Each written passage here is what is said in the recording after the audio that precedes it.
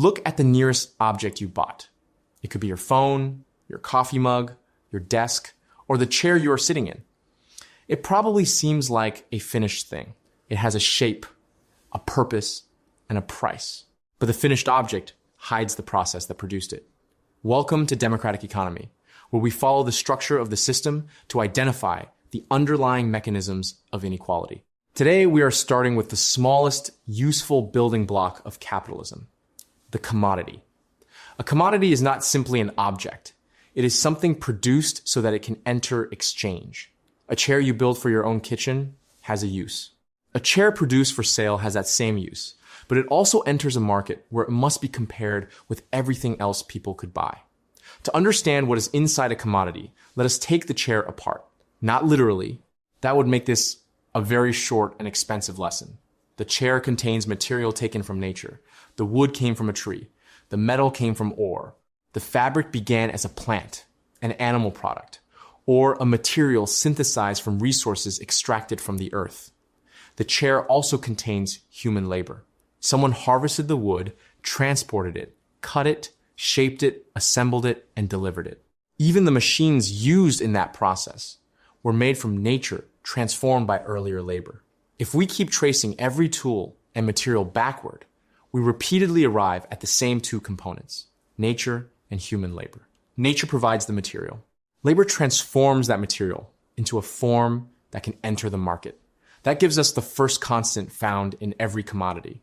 But a pile of carefully shaped wood is not automatically a useful chair. The commodity must also satisfy some purpose. That purpose is its use value.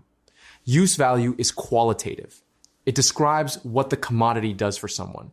A chair lets you sit. A hammer drives nails. Food keeps you alive. A guitar may produce music, decorate a wall, or irritate everyone living next door. Different people can receive very different uses from the same object. Use value can also be abstract, things like nostalgia and speculation. Labor value is quantitative. It represents the labor embodied in producing the commodity, measured around the socially necessary labor time required under normal conditions.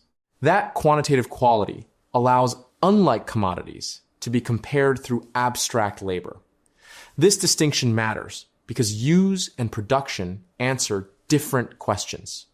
Use value answers, why would anyone want this? Labor value answers, what quantity of social production does this represent? Suppose a handmade hammer takes 100 hours to produce, while a factory produces an equivalent hammer in 30 seconds. The two hammers may have nearly identical use values. Both drive nails. But one worker spending 100 hours does not force society to value that hammer as 100 hours of labor. The market compares it with the normal conditions under which hammers are produced. That is why labor value is not simply the amount of effort one particular person happened to expend. It is centered on socially necessary labor time, which we will examine in detail later. For now, the important point is that a commodity contains both dimensions. It must have a use, or there is no reason for anyone to exchange for it. It must be produced from nature through labor, or it cannot appear as a commodity in the first place. Nature and labor are present in every commodity. Labor gives us a quantitative basis for comparison. Use gives the commodity its qualitative purpose. This also tells us what a commodity is not. A naturally occurring object that nobody has gathered, transported, claimed, or brought into exchange may be useful, but it is not yet a commodity in the market. Clean air is immensely useful.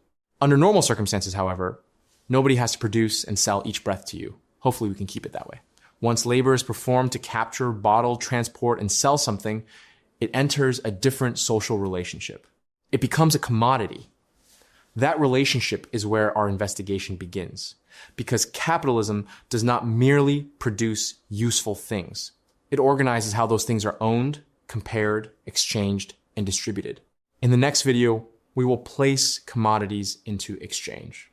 We will see why labor value acts as the center of gravity for price, why use value can lift price above that center, and why price should never be confused with value itself.